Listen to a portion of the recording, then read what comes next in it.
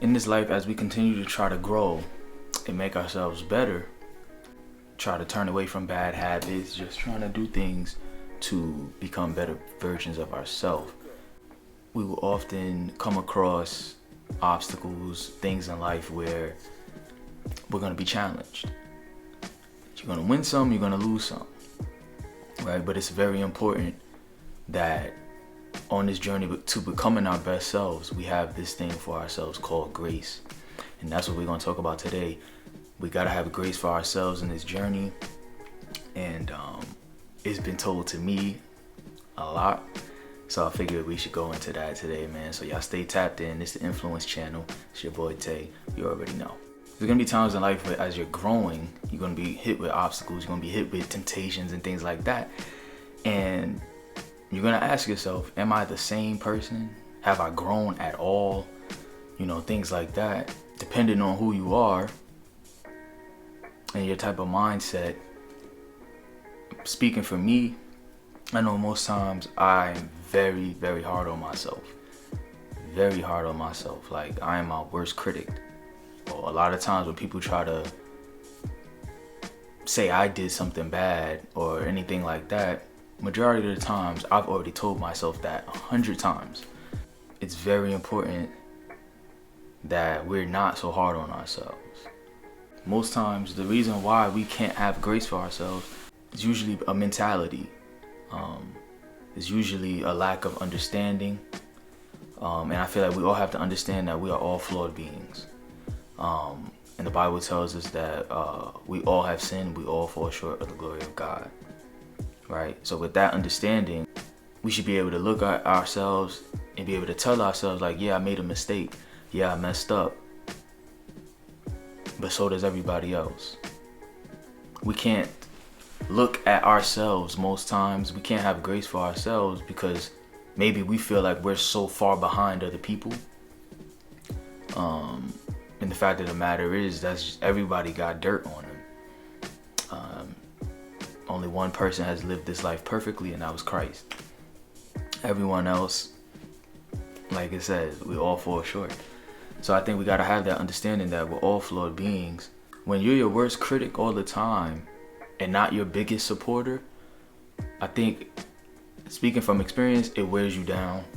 It's a negative effect to it, you know, versus when you're your biggest supporter and if you're motivating yourself or if you're, you know, just keeping it real with yourself that, yeah, you made a mistake, but listen, we're going to move forward. Try to find ways for a positive reinforcement somehow, some way. Or if you just, you know, just being honest with yourself that, yeah, I made a mistake. Yeah, I messed up. I slipped. I fell. But it's not about how you start. It's how you finish. That moment has passed. Let's keep going on. Let's keep on figuring it out. Versus you just sitting there beating yourself up because you made a mistake. Especially when we struggle with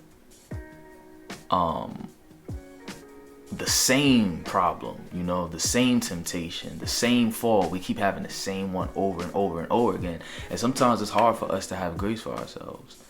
And it's so crazy to me that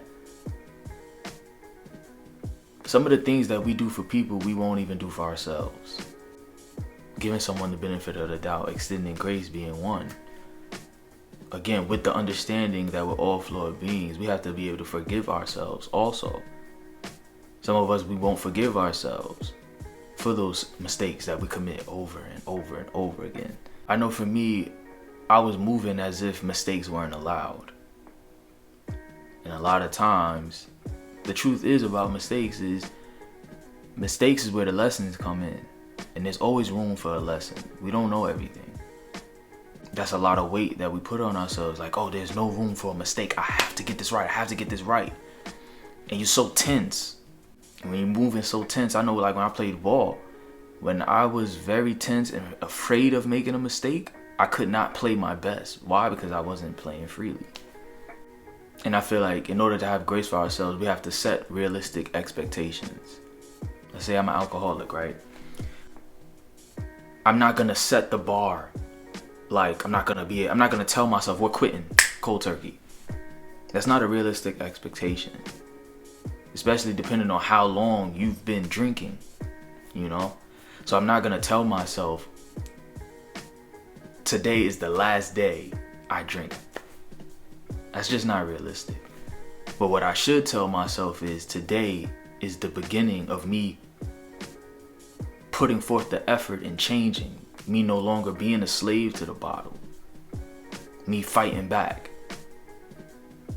Because the truth with the war is you're going to win, you're going to lose. That's just what it is. It's kind of that nip and tuck type of thing. So I feel like sometimes we have these unrealistic expectations of ourselves, which then makes the fall extremely, like the fall is crazy. Pride coming before the fall. So we kind of big ourselves up. And sometimes we act like, I don't want to say think like you'll never slip up again. But when you think I will never mess up again, that's a high expectation. That's a high standard you're holding yourself to. And again, remember, you are a flawed being. So you don't want to set your expectations and have it rooted in pride or in the flesh. Because your flesh will fail you. And that's what the Bible teaches us. So when you set that high expectation and then you fall, now you're looking at yourself like, dang, like,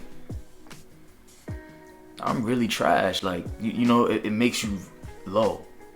As opposed to you setting a realistic expectation that you know you're going to shoot for every day. I haven't thought like I'm in control of the result, but I'm in control of my effort. So I think on, yo, is my heart set on what God needs me to do? Am I moving with the character that Christ had? Am I moving in love? Am I being led by God in the spirit today, or am I letting my flesh go crazy? That's effort, and that's my mentality.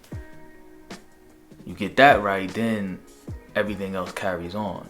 Because at least I know, no, I put the effort in. I think another thing that we should do is, as the time comes, that we got to cherish our wins. You know, me, I've been doing these self-talks. You know, when I'm at work in the morning and I'm doing my walks, I'll go ahead and just tell myself how proud I am of myself. Just kind of like this positive reinforcement where I'm telling myself like, yo, I'm glad that you did this. I'm glad you did this. As opposed to being my worst critic and picking at every little thing that I did in a mistake, you know. So we should cherish our wins, and be proud of ourselves when the temptation comes and we don't fall to it. But yeah, grace is very important. Having grace for ourselves is very important. And we have to remember with self-love, how you love yourself will be how you love others. So if you can't extend grace to yourself, you won't be able to do that for your partner. You won't be able to do that for people. Because you can't do it for you. You are your standard for the relationship. It's very important because with grace, you don't want to get not extending grace to yourself will kind of throw you in this mentality of trying to be a perfectionist. Like I was alluding to back earlier in the video that, oh, I don't have room for a mistake. I have to get it right. No, you have to love yourself and understand that mistakes will come along the way. I will learn, but I will be better tomorrow than I was today. And then again, it's important because with grace, when you extend grace to yourself, I feel like it allows you to walk in freedom. So I feel like that's what I got for y'all today, man. Extending grace to yourself is very important. It's very important. You don't want to be beating yourself up all the time. Learn, forgive yourself, carry on. That's what I got for y'all today, man. So you already know this is the Nfluence channel. Let me know in the comments what you think. Let me know different ways that different things you've put into place to help you extend grace to yourself, forgive yourself, things like that. You already know. Nfluence merch is up, so go ahead. Link is gonna be in the description. Go check it out. Go support the brand. Well, this is a prototype, you already know. But you know, the beanies is in, the t-shirts is in, so go check it out. Make sure you like, subscribe, share, put your people on this for you and yours. Trying to build a community here and help each other grow along the way. So prayerfully, y'all are on path for what God has in store for you. You already know the vibes. This Nfluence channel. Peace and love.